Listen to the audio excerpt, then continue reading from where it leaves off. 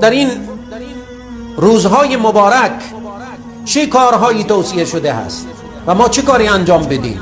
مخصوصا 10 روز اول ذوالحجه 6 تا توصیه و 6 کار من به شما یادآوری کنم که در این ایام فراموش نکنید. اول روزه‌داری، مخصوصا روز عرفه که سبب تکفیر گناهان سال جاری و سال آینده میشه، سال پیش رو.